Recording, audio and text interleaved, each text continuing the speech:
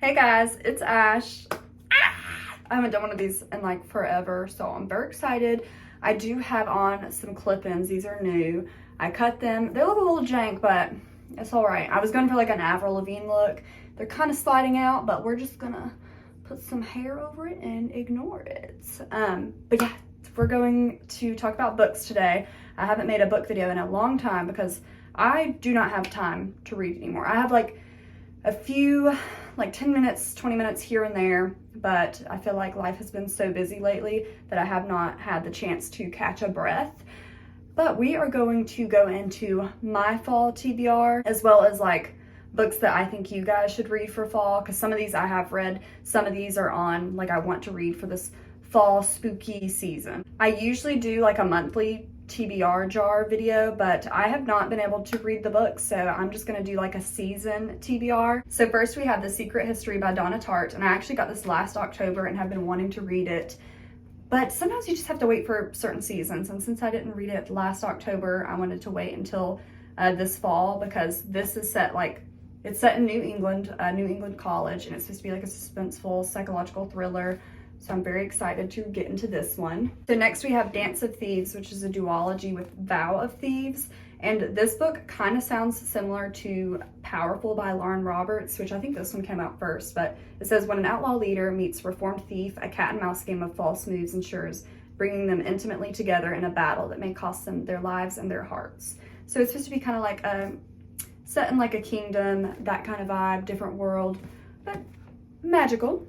Then we have a book that I saw Destiny Sidwell read, The Last Word by Taylor Adams. It's where this reader leaves a 1-star review and then the author comes after her. So very interesting. This can also be read in like wintertime as well, but these are just those kind of vibe, spooky, cozy, thriller kind of books. Then we have One Dark Window by Rachel Gillig, and this is also a duology with Two Twisted Crowns. This maiden is supposed to unleash this monster to save her kingdom.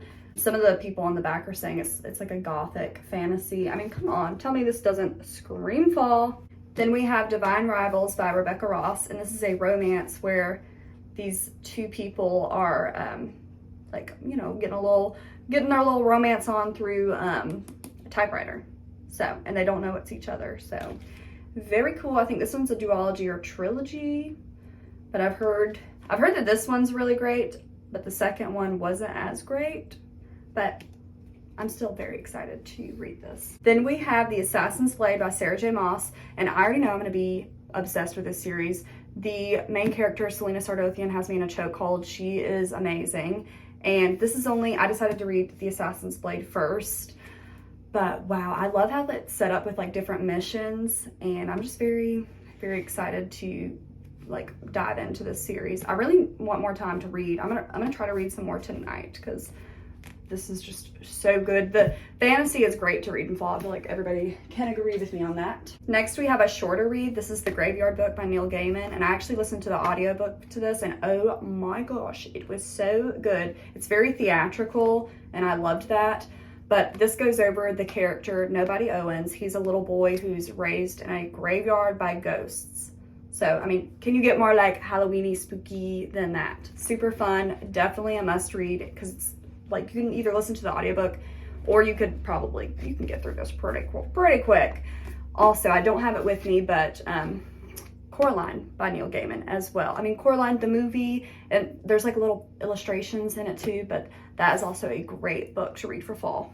Next, we have The Hobbit by J.R.R. Tolkien. So I read this book, and I'm definitely going to be continuing the rest of the Lord of the Rings series because, oh my gosh, this was just so much fun, and I absolutely loved it.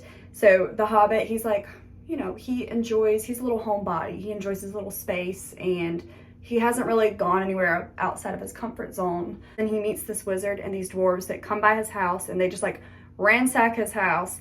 And then they're like, you got to come on this adventure with us to the Lonely Mountain. And he meets like Gollum, and there's this magic ring, and like, you guys should just read this. You probably have already watched the movies to this, and the movies are excellent as well. But I'm going to continue reading the series because very, very good book. I'm just going to mention this one quickly. Obviously, the ACOTAR series. You can start with A Court of Thorns and Roses by Sarah J. Maas. There's these fairies, there's romance, there's betrayal. There's a whole world right here, baby, and you should definitely read it. It's not too fantasy either. Like, there's definitely, like, the Assassin's Blade, I'm reading that one right now. It gets pretty fantasy-ish at moments, but this one has a good bit of romance in it. But if you haven't read this, please read it. Please. So I have 2 more books, but they're currently not with me. So first is The Nightingale by Kristen Hanna. I've read The Great Alone by her, and wow, that was an amazing book. The imagery in that book, she just did such a great job. So The Nightingale is one that's definitely on the top of my list. I've heard so many people cry about that book. It's supposed to be resembling World War II, and there's these 2 sisters, and I just know it's gonna hurt. And lastly, we have a thriller, Gone Girl by Gillian Flynn, and I actually read this a couple years ago, and I don't think I really appreciated it as much as I should have. I will say the beginning was a little bit slow, but wow. Anytime I read a thriller, I always go back to thinking about Gone Girl and like if it was as good, because wow, Gone Girl was just such a good book. It's about this wife that ends up dead, and her husband, obviously they're like, did you do it? So they're trying to figure out who did it, and it's just, if you haven't read it, read it. That is a very good thriller. Thank you guys for watching today's video. I'm so excited for fall. Let me know if you've thought about your Halloween costumes and what you're gonna be.